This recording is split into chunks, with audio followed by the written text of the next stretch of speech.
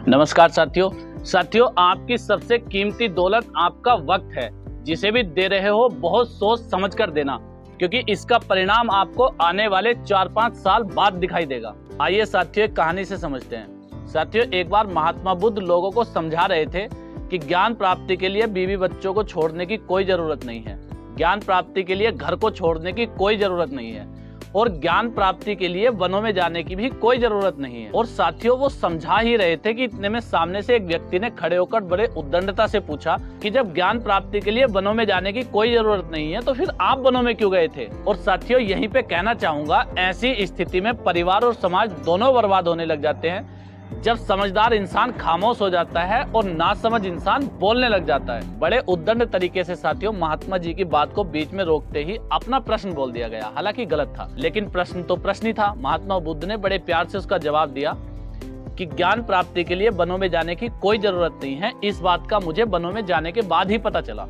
और साथियों, हमेशा सम्मान योग्य होते हैं वो लोग जिन्होंने बहुत स्ट्रगल करके किसी मंजिल को अचीव किया होता है, और वो चाहते हैं इसी मंजिल पर मेरे और साथी भी पहुंचे। लेकिन जितनी दिक्कतों का सामना मैंने किया है, जितनी दिक्कतें, जितने चैलेंजेस मेरे सामने आए हैं, अगर मैं दूसरों के चैलेंज, दूसरों के दिक्कतें कम करने की कोशिश करूं, और जितना समय मुझे लगा, अगर मैं उससे कम समय में लोगों को कोई ऐसा रास्ता बताऊं जो इस मंजिल पर आ सके, तो सम्मान करना ऐसे लोगों का। और साथियों, दुनिया में बहुत ही कम लोग हैं ऐसे जो सफल होने के बाद चाहते हैं कि दूसरा भी सफल हो जाए, और जितनी मेहनत मैंने की है उससे कम मेहनत में सफल हो जाए। क्योंकि बड़ा बनने के बाद ज्यादातर लोग सोचते हैं कि मैं ही बड़ा बना रहा हूँ, अपनी एक दूरी मेंटेन करके चलना चाहते हैं कुछ लोग। लेकिन साथियों, कुछ लोग ऐसा चाहते हैं अगर मैं इस मंजिल पर आ गया तो ज्यादा से ज्यादा लोगों को इस मंजिल पर ले आऊं। और जैसी स्थिति से मैं गुजरा हूँ, कई बार साथियों आपने देखा होगा, कुछ लोगों ने बड़ी गरीबी का बचपन जिया होता है और बाद में वो सक्सेस हो जाते हैं, और वो चाहते हैं कि जैसे मैं सफल हुआ हूँ, जैसे मैं उस गरीबी से निकल आया,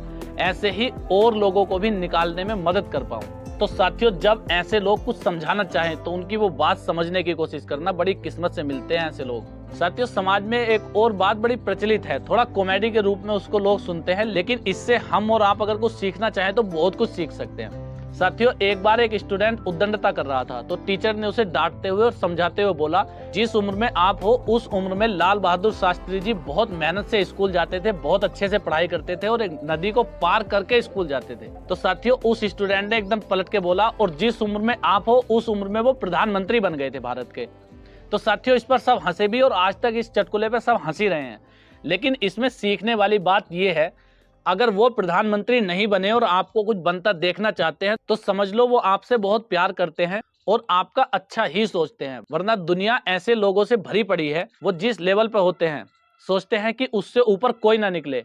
अगर मैं ऊपर रहूंगा, मैं ज्यादा सक्सेस रहूंगा तो मेरी ज्यादा इज्जत होगी। लेकिन बहुत कम लोग ऐसे हैं जो चाहते हैं कि लोग बाग मेरी बराबर सफल भी हों, मुझसे ज्यादा सफल भी हों, और जैसी परिस्थितियों से मैं निकला हूं ऐसी परिस्थितियों से लोग निकल के बाहर आए। और साथियों, अगर कोई आपको आपके भले के लिए समझा रहा है तो उसके समझाए हुए रास्ते पे आप चलो या ना चलो, लेकिन सम्मान के योग्य होते हैं ऐसे लोग, उसका हमेशा सम्मान करना। क्योंकि आजकल दुनिया में ऐसे लोगों की कमी नहीं है जो अपने बनकर गलत राय देने से कतई नहीं चूकते।